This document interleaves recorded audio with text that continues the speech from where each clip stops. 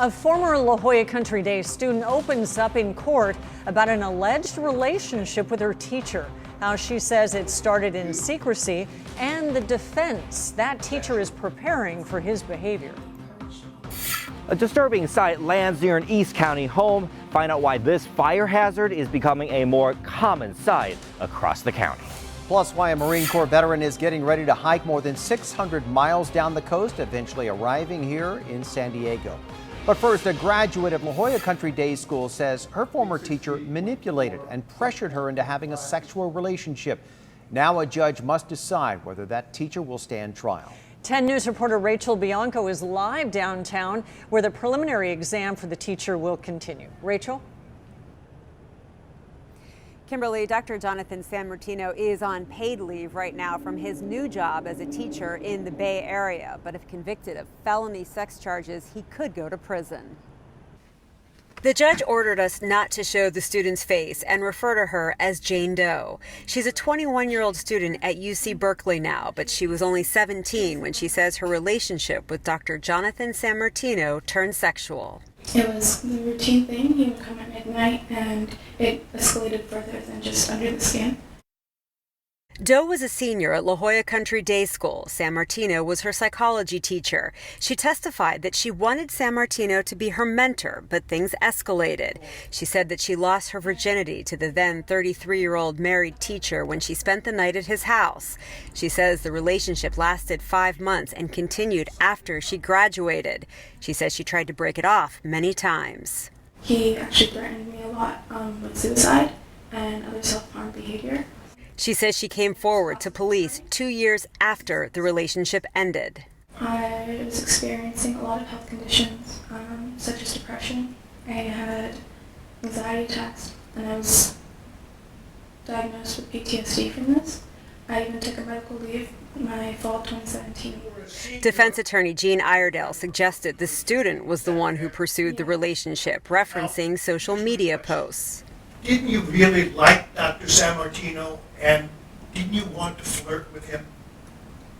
I definitely respected his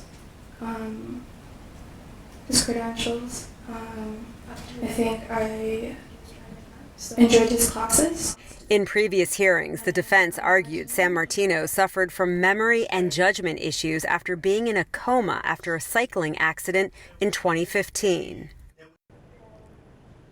The defense still has witnesses to testify. The hearing could continue later this week. If convicted, Sammartino faces 4 years in prison. Reporting live downtown, Rachel Bianco, 10 News. Rachel, thank you. Duncan Hunter is no longer the representative for the 50th District. He officially stepped down today. Hunter pleaded guilty last month to 1 count of misusing campaign funds, then announced he would resign after the holidays. Last week, he revealed that would happen at the end of the day today. Governor Newsom decided not to hold a special election to fill Hunter's seat, so it will stay vacant until the general election in November. Jewish Family Services has moved its migrant shelter from downtown to Linda Vista. The organization had been using the former family courthouse downtown for much of 2019. That was to help migrants released from federal custody.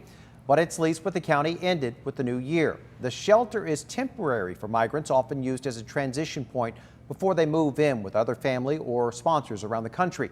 JFS says it has helped about 20,000 asylum seekers in transition since last year. And the road is still closed 5 hours after 3 cars crashed in Claremont this afternoon. That crash happened at about 1 o'clock at the intersection of Albertine and Balboa Avenue. Police say that 1 car flipped onto its side and 2 people were seriously injured. They were taken to the hospital. Right now, there is no word on when the intersection will reopen. You don't know where it's going to land and what kind of damage it could cause. An Alpine family woke up this weekend to panicked horses and a disturbing sight near their house, the remnants of burned sky lanterns. As 10 News reporter Michael Chen found out, we're seeing more local reports of havoc caused by these flying fire hazards. The horses were panicking and running back and forth in their pens. Along Hapatul Valley Road, Lucy Olivier and her husband woke up Saturday morning to terrified horses bathed in sweat.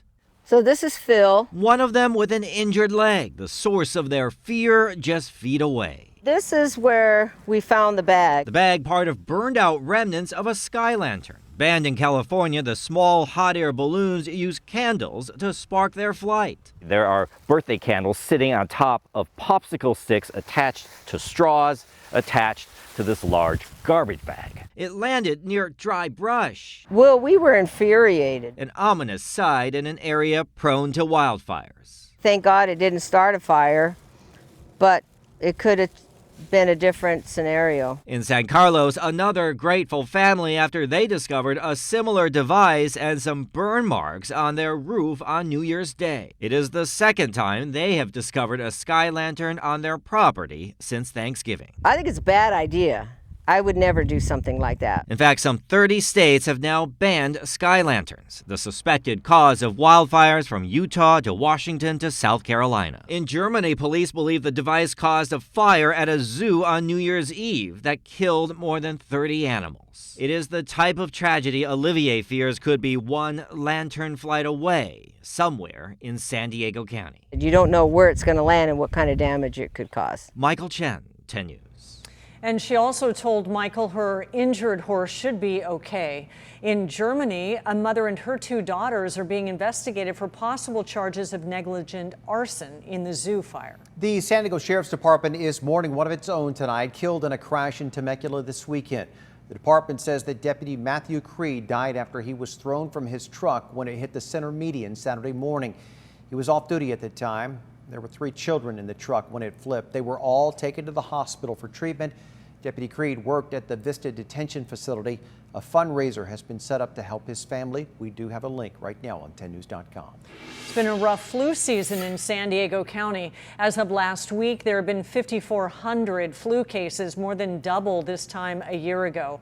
Health experts say the B strain of the flu hit harder earlier this season than expected, and now the A strain is catching up. As always, the flu shot is your best defense, according to experts. But if you get the flu, there is help available, they say. The Tamiflu that's available is active against every single one of those strains that's been isolated. So that's good news. There is treatment this year for virtually every strain we've isolated.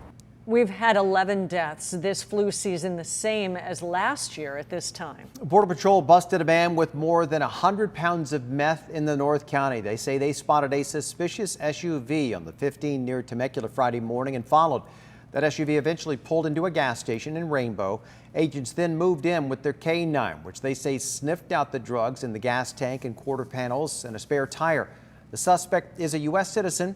Agents say the drugs he had would have brought in close to $200,000 on the street.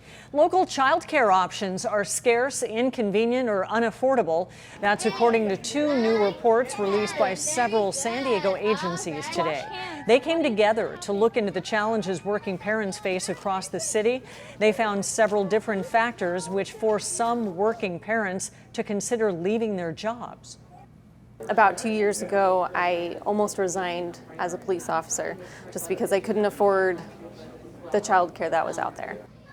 The 2 reports listed ways that employers can start addressing the issue.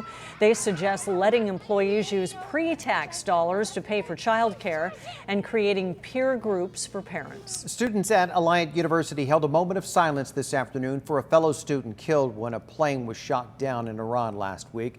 Sarah Sadat was a Canadian citizen studying here in San Diego. Today was supposed to be the first day of her second semester.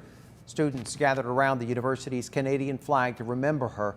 Her mother and her sister, they were also killed in that crash. Her classmates and friends are planning a celebration of life for some time next week. San Diego City Council is cracking down on where billboards advertising pot shops can go. State law bans marijuana billboard ads within 1,000 feet of schools, daycare centers, playgrounds, and youth centers. But the city had no ability to enforce that law until now. Today, council voted to allow local enforcement of billboard ads for both permitted and non-permitted pot businesses. The county registrar is looking for some extra help at the polls this March. Particularly, it is looking for people who are bilingual in Spanish, Filipino, Vietnamese, and Chinese. The registrar is also looking for people who speak Arabic and Korean. Poll workers receive a stipend ranging from $100 to $175. The primary is March 3rd, and we have more information on 10news.com under the red button.